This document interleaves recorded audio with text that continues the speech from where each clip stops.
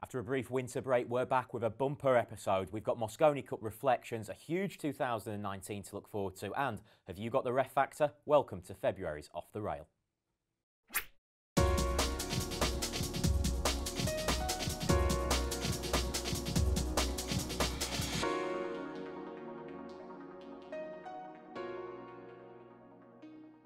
Yes, welcome to February's Off the Rail. Karl Boyes is our studio guest for this one, and this is what's coming up.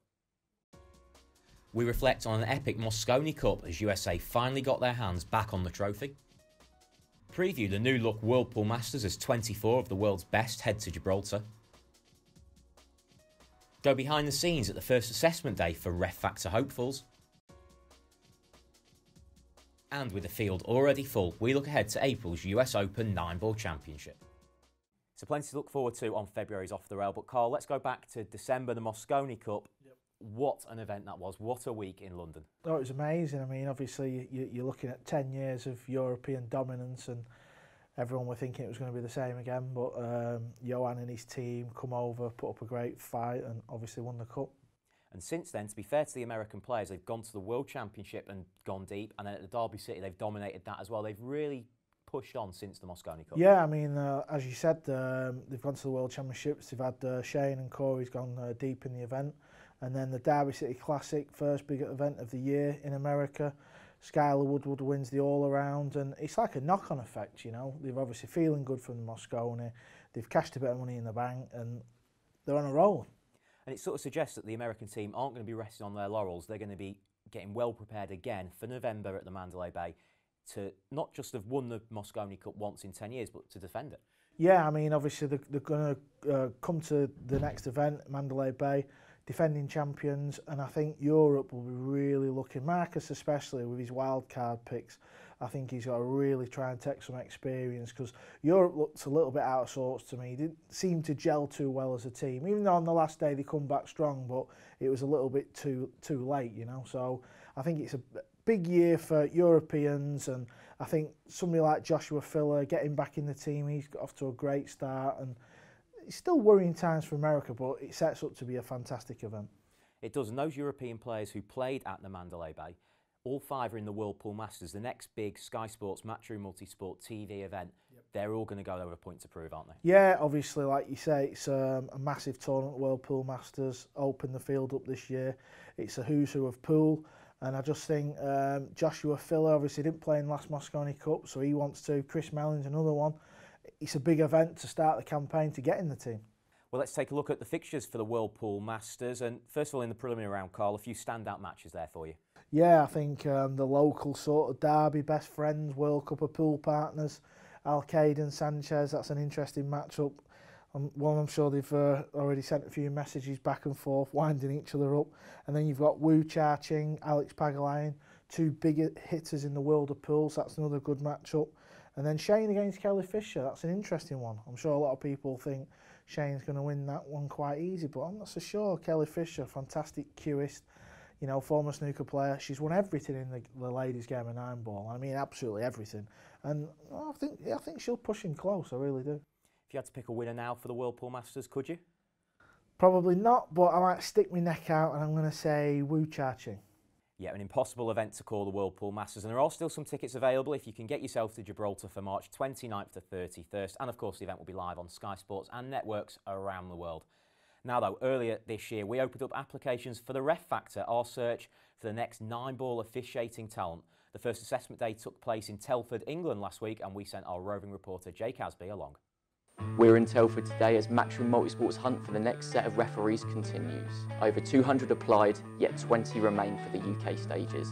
Any talent emerging from today can find themselves refereeing on events including the Mosconi Cup and the World Cup of Pool. Now, Amanda Holden and Simon Cowell haven't returned any of my calls, but don't worry, we've got the next best thing. Tournament Director Nigel Rees and COO Emily Fraser have stepped in to help with today's auditions. This is the Ref Factor.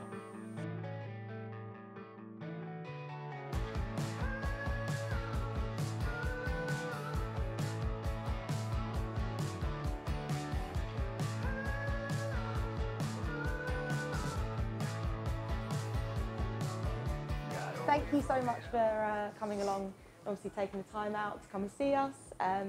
we've had quite an overwhelming response from obviously the ref factor. Referee and tournament directors are such a vital part of matchroom pool. We'd like to create sort of like a stable or a pool of referees, excuse the pun. What we're looking for is to find someone that's not technically, you know, perfect, or it's just an all-around person that fits and gels with our team. Just wanted to give you an intro as to what we're looking for, what our goal is, and like I said, is to find a stable of referees that we can count on, we can rely on.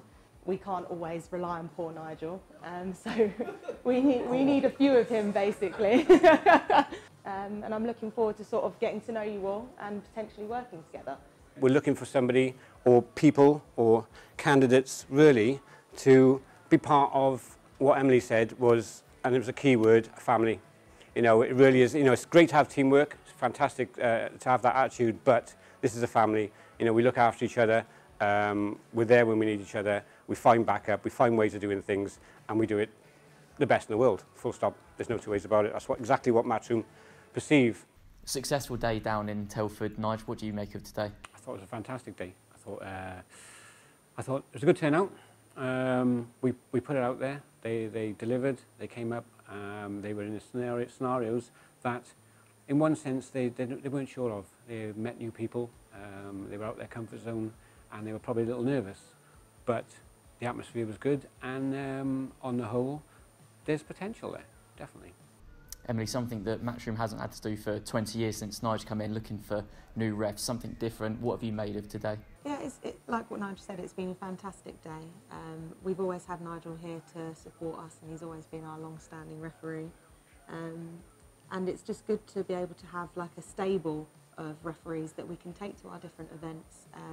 I'd like to think that we can have a US referee and obviously a few from the UK, and everyone can work together, and it's just nice to give people in this industry an opportunity to come and work with us. You know, we're the leading promoters in this sport, and they can come on board and come and referee the best pool tournaments in the world. So it's good to give them that opportunity. So today has been really successful, that people have been interested to actually come along and take a part in it. So it's been really overwhelming to see, you know, that sort of outcome. Is this the first stage of many in the ref factor? You mentioned obviously a US stable as well. Do you look to expand this further than the UK? Yeah, certainly. I think it would be very important for us to have a US referee, or even a couple, because, you know, we've got the Mosconi Cup that goes over to Vegas. We've got the US Open that's over there as well. So we're now taking quite a standpoint in the US. So we should definitely hold something similar to what we did today over in Vegas before the US Open. So it's definitely something that we're going to look into. And potentially Europe, seeing as we've had quite a lot of applicants from there as well. Nigel, the guy of the experience who's been on the table for 20 years, did you like what you saw today from the people who turned out? Yeah, I like anything around the pool table. I like anyone who's willing to come and try. I think we've got to find the best in the world. That's the difference. We're moving forward, and to be able to referee at that level, we have to find the best in the world. It's not going to come out of the clouds. We're not going to pick it off a shelf. We have to find somebody who's able to deliver what we're looking for. It's not going to come overnight. We're going to have to use experience. We're going to have to use a lot of travelling on a long road to find the right people. But we know we'll get there. I'll be here for a while yet. I'm not going anywhere yet, but at the same time, yeah, 20 years, did enjoy what I saw today. It's great that we've got the interest, but this is a small part of the interest. There's a big old world out there. We've got a lot of countries. We've got a lot more places in the UK that people are able to come and see us. And yeah, it's a long road, but we'll get there. But like I said, we've got to find the best if we want to be the best. We are the best already, we just make it a bit better. And Emily, any successful candidates from here, and anyone watching this at home who's thinking about getting into refereeing, especially matchroom multi-sport events, what could they expect from working in our events? Well, I think there was such a different range of people that came today. You know, there's people who are players, or there was even someone who has never played pool before, has a different job, and just has an interest in pool. And like I said, you know, you're giving these people an opportunity to come and, you know, work under the best environment in pool. And it was quite good to see the different range of people that were here today. And I think we've got a couple of potentials, definitely. You know, they have a love for this game. They all sort of listened. They all took on board as to what was said. But like what Nigel said, it's there's a big old world out there, and I think if you're sitting at home and you want a referee, you need to get in touch with us, because we will take you around the world and you'll referee the best tournaments in pool. And stay tuned for more from the Ref Factor over the next few months on Off the Rail and the Matchroom Pool social media pages. Now, we've got the World Pool Masters coming up, and after that, Karl, straight into the US Open just a few weeks later, and some big news in January. The field is full, 256 players, 3 months before the event. That just shows how excited people are by this new look Matchroom Multisport promoted US Open. Yeah, I mean, it's such a massive, obviously when Matchroom announced that they was taking over the US Open, it was big news for the pool world. And, you know, I'm really looking forward to going, being a part of the team working there, and I know it's going to be a big spectacular event, and I just can't wait now. And Karl, it's undoubtedly one of the toughest tournaments in the pool calendar. You've got all the way to the final before, which is a great achievement in itself. But to go there and win it, how tough is that going to be for somebody? Yeah, I mean, obviously, like you said, it's a 256 full field. You're playing double elimination to the final. So if you lose a match early on, you've got no chance, really. You've got to play so many matches and lose. So it's very important you stay in the winners bracket and just take each match at a time, day after day. But it's a tough ask to go over there and think you're going to win it. But, you know, as the days go on, if you can just start to play well, get a bit of luck on your side, it's just about getting into that like final 16 bracket, and then you're really thinking, oh, I can win this. That's the way to do it, isn't it? Look at the tournament as almost in 2 stages. There's a double elimination for the first 3 days, where it's all about getting down to the last 16.